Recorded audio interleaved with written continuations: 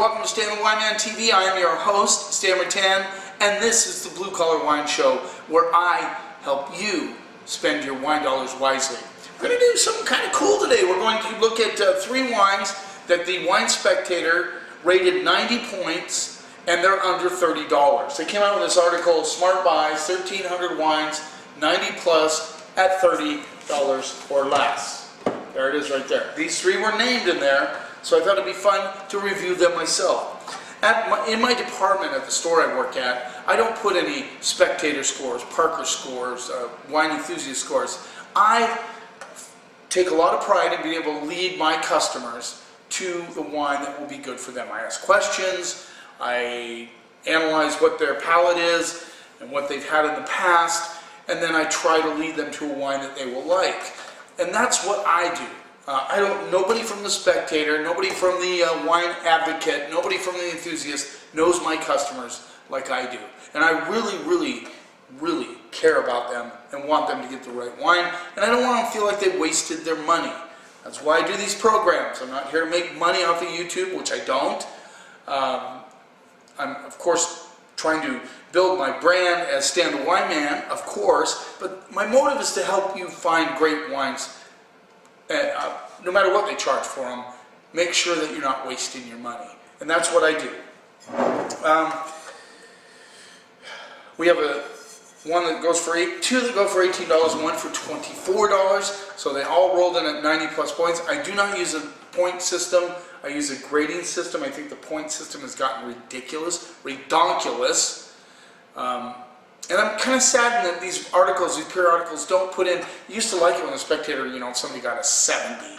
They would write it in there. Well, I'm sure the people didn't appreciate it that made the wine. But I think it's important as wine critics, especially in this program, and I'll keep doing it in this program, if I find a wine that isn't good for the money, I'm going to let you know. I don't want you wasting your money on that wine. Of course, that's my palate, of course, and you have your own palate.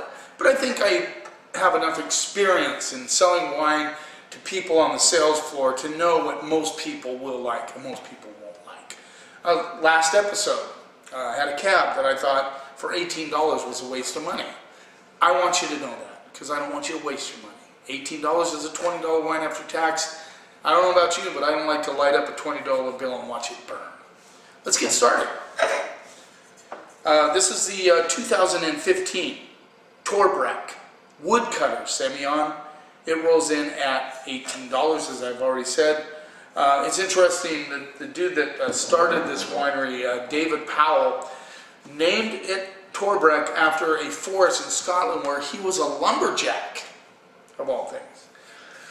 Today the winemakers are Ian Howell and Scott McDonald. Yes, those are winemakers. And Breck is a very respected winery in Australia. It's kind of sad that Australian wines have fallen off the chart as far as sales go. We'll see if they ever come back to where they were. Don't drop the bottle. Yeah, baby. There you go, the Breck semyon, woodcutter semyon. 90 points, Wine Spectator. Let's see what we get on the nose. I've always liked Breck semyon. They used to do a ton of semyon in Washington State, but have gotten away from it now. You very rarely will see it. Some people have trouble with semyon because it gets a little bit grassy. But semyon is really used a lot in Bordeaux, in white Bordeaux's. In particular, they do what they call the noble rot with semyon, and Chateau Kim makes a very famous dessert wine that goes for a ton of money out of semyon. Let's see what we get on the nose. We get a little bit of, almost reminds me of a bowl of popcorn.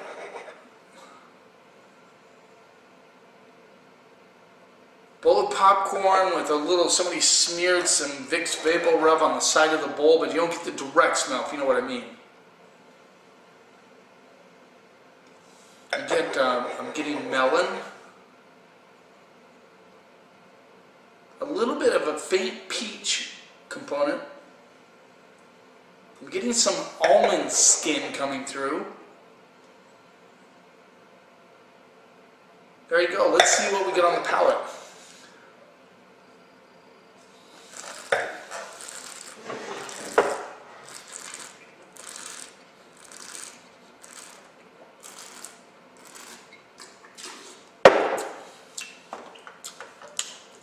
This is cool wine because it's very fresh. Dances lightly on the palate, but it packs a punch. I mean, you get melon, almond. I get a little bit of that popcorn, like I just pounded popcorn that was just barely slightly burnt. You know, not a lot, because I don't like burnt popcorn. But this one's just slightly burnt. Get that melon, get that little bit of apple coming through, a little bit of peach.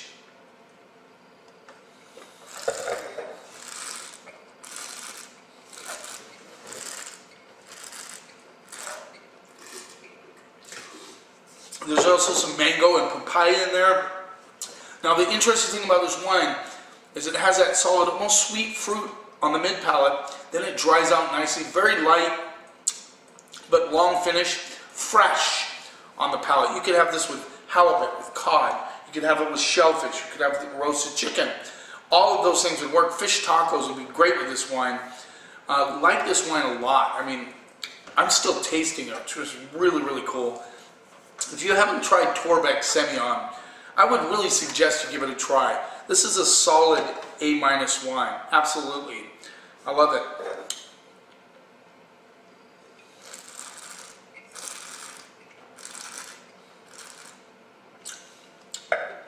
Great balance. It's not super sharp acidity-wise, but it's fresh, which is nice. I'd say drink it now over the next 2 to 3 years. Very good wine, A-.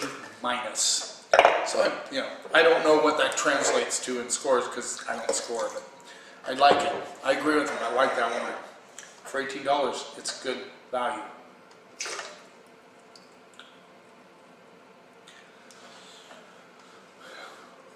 Get away from that those Chardonnays that you spend $24 on. Maybe try something a little bit different. This is the 2014 Antigal Malbec, Mendoza, Argentina, rolls in at $18. I featured this in my Blue Collar Wine Guy article on the Seattle PI as the wine of the week. I've liked this one in the past. I think I tasted a vintage that wasn't so good, but yeah, no, this is I'll be curious to see how this is turning out. Miriam Gomez is the winemaker. Wow.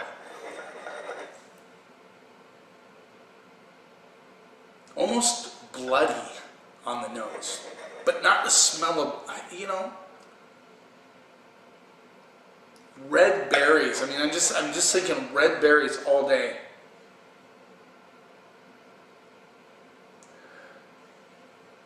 Like red cherries.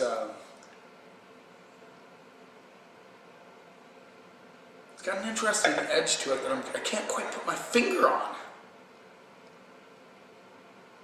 Like somebody soaked earth with red cherries, like just dumped red cherries all over a bunch of dirt. Now you're smelling it. And then they cut themselves a little bit and put a little bit of blood in there. There's a little bit of a meaty component on the nose for sure. A lot of red flowers coming through. Very perfumed. I mean, I love the aromatics on this wine. Let's see what we get on the palate.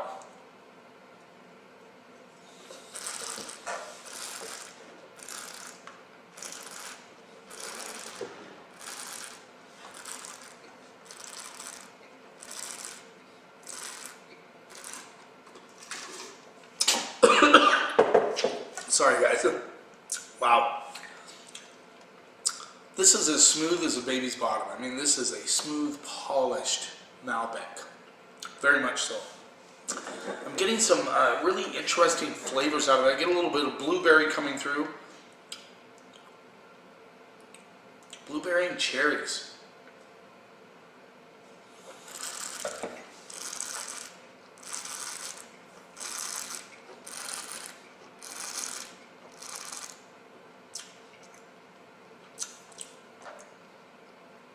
blueberries, cherries, tobacco. And then very interestingly, right after the mid palate going into the finish, there's a cinnamon element that comes through that's really kind of cool with tobacco. Good complexity. I mean, good structure, good complexity. Soft, I mean not soft, smooth for sure. I mean, you really have to suck that air through the wine to even get any rough edges to it at all. But there's not much there. Then there's like a kind of a black white pepper hit right on the back of the very tail end of the finish.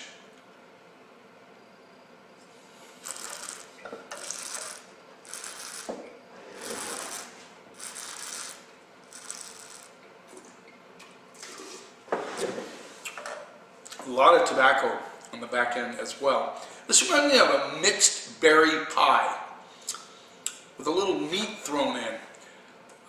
Definitely blueberries there, definitely cherries. There's a lot of different elements going on. And there's other fruits that are in there that I can't put my finger on. But right at the back end, it's almost like currants and tobacco. So there's a little bit of currant action going on there.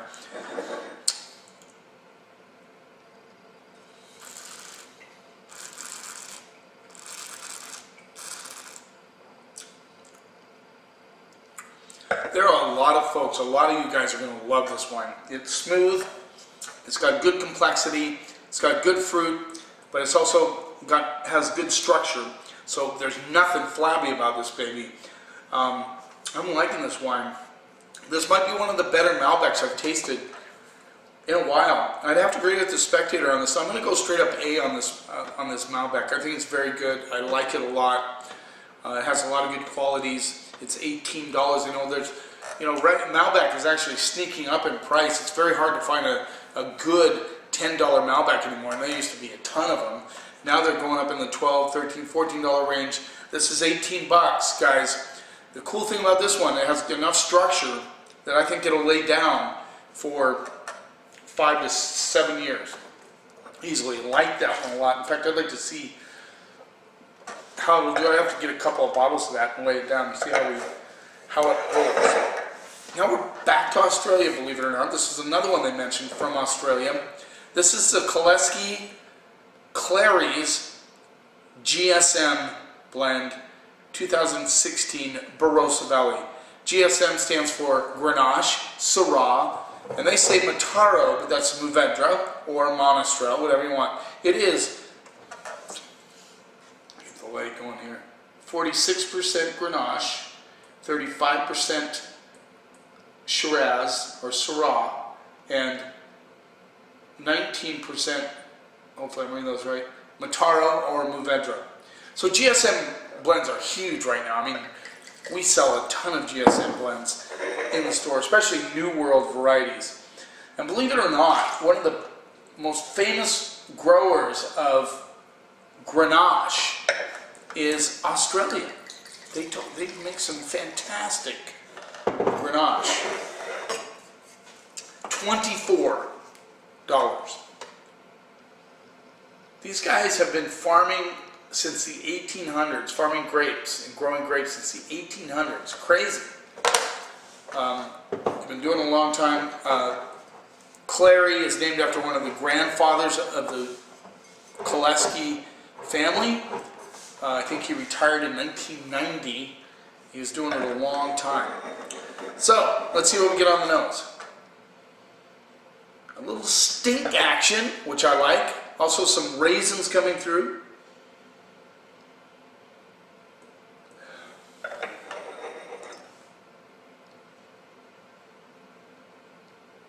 I get like there's like two stages, like currants and then ripe currants coming through. Get a little bit of chocolate, a little bit of mocha vanilla thing action happening.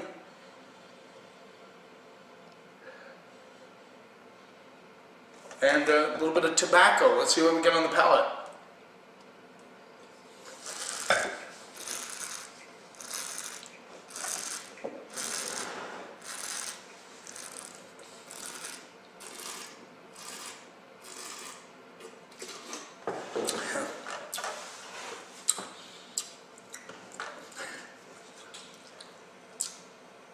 This is a big fruit bomb wine. I mean, it's a big, powerful, kind of what you expect from Barossa. Now, I don't think it's the fat, big, gigantic fruit bomb wines that killed Australian wines. I think it was all the cheap Shiraz they sold and promoted Jacob's Creek, Lindemans, Yellowtail, all those kind. You know, people just got tired of that stuff. But this is a big, powerful wine. If you're not into big alcoholic wines, this has a lot of liqueur things to it. It's 14.5 alcohol. It doesn't feel hot, but it feels big and massive. I mean, this is massive. If you want to spoil yourself, if you're in for a treat, if you want a little dessert in your wine, pick this baby up, because this is just massive. It is massive.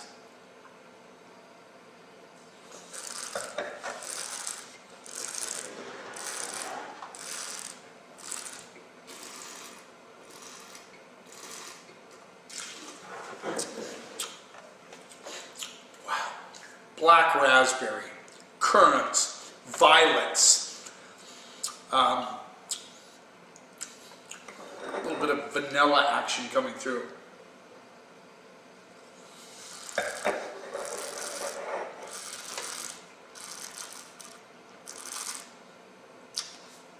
Good structure.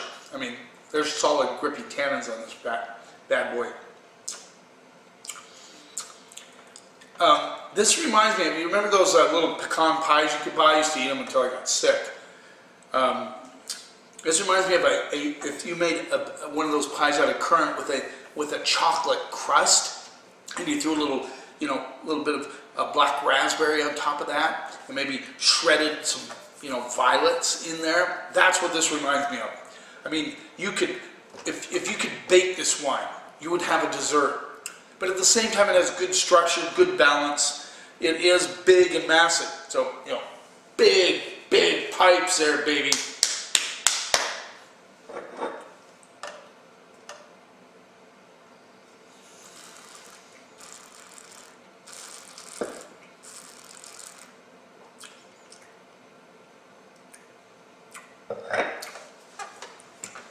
This is an occasion wine. This is when you really want to treat yourself. This is when you want to go hedonistic.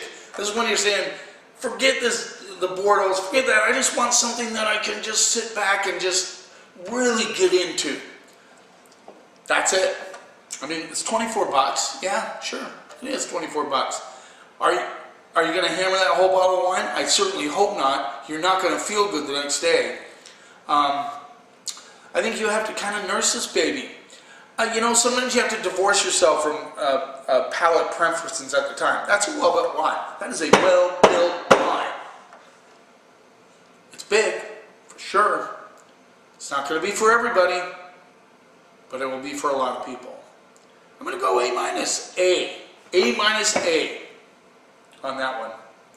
Still feeling a little bit of heat on the back end, but that's okay, because that's an enjoyable wine. That's a wine that you could pull out for your friends who aren't into wine. They don't really know what they want. I'm telling you what, you would impress them. You would impress them. This wine, just saying. Thanks for taking a little time out of your day. Hope you learned something about these wines. I happen to agree with them this time. That was kind of fun to do. I might do that in the future. And by the way, once again, if you have any ideas, make a comment down below about maybe things you want to see in the future. Email me if you'd like. That's great. And if you're watching this, please subscribe. Please subscribe. Over 100 subscribers now. Take me a while. I know I've been hit and miss. I'm trying to do videos every Tuesday and Friday. I missed last Friday. Things happen sometimes. But Tuesdays and Fridays, I'm going to be putting out videos. You keep watching, and I'll keep helping you spend your wine dollars wisely.